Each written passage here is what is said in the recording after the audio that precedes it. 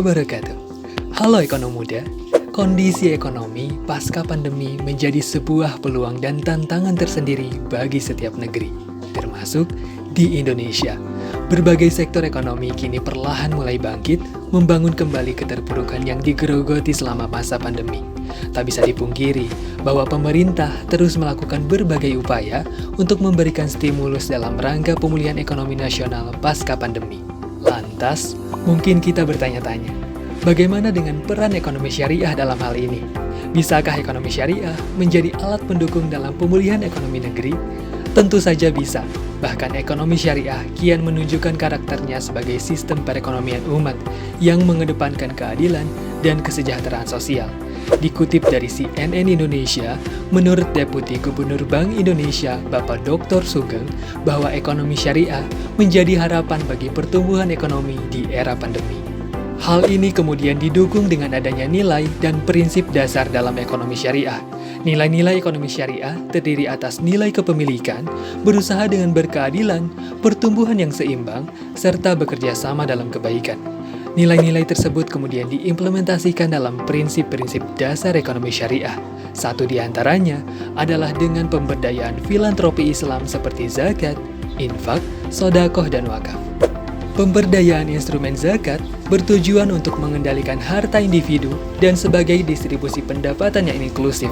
Sebagaimana yang kita pahami bahwa zakat adalah suatu kewajiban bagi setiap muslim dalam rangka membersihkan fitrahnya sebagai manusia. Dari data Outlook Zakat Indonesia 2020 saja, disebutkan bahwa total potensi zakat yang tersebar di seluruh negeri mencapai 233,84 triliun rupiah. Wah, angka yang cukup besar ya. Selain sebagai kewajiban, ternyata zakat punya peran bagi pertumbuhan ekonomi negeri. Selain zakat, ada juga infak, sedekah, dan wakaf yang merupakan bentuk filantropi Islam lainnya yang dilakukan secara sukarela dalam rangka partisipasi sosial untuk kepentingan publik sebagai penggerak roda perekonomian. Namun karena bentuk yang bersifat sukarela, filantropi ini masih bersifat konsumtif dan belum diberdayakan seutuhnya. Dikutip dari kompas.com bahwa wakaf masih dipandang sebagai sebuah ibadah yang identik dengan 3M, yaitu makam, masjid, dan madrasah. Padahal wakaf kini sudah berkembang lebih luas lagi dengan akses yang lebih mudah. Wakaf uang yang berbasis digital misalnya, ini bisa kita lakukan dimanapun dan kapanpun secara online tanpa perlu mendatangi pihak-pihak tertentu. Selain itu, kurangnya literasi masyarakat menyebabkan wakaf masih dipandang sebelah mata. Padahal, potensi wakaf di Indonesia sangat besar dan bisa menjadi alat untuk pemerataan ekonomi.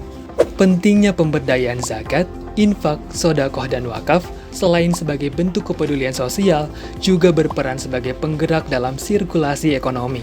Artinya, ketika terjadi suatu krisis dan masyarakat mengalami kesulitan dalam memenuhi kebutuhannya, Ziswaf bisa berperan aktif dalam hal ini. Apalagi di era pasca pandemi ini, pemberdayaan Ziswaf yang menyeluruh dapat membantu memulihkan keadaan ekonomi menjadi lebih baik. Bukan hanya pemberian secara sukarela, tapi juga dijadikan hal yang produktif sehingga manfaat yang diterima bisa digunakan dalam jangka waktu yang lebih lama. Yuk kita berdayakan zakat, infak, sedekah, dan wakaf sebagai instrumen pendukung dalam upaya pemulihan ekonomi pasca pandemi.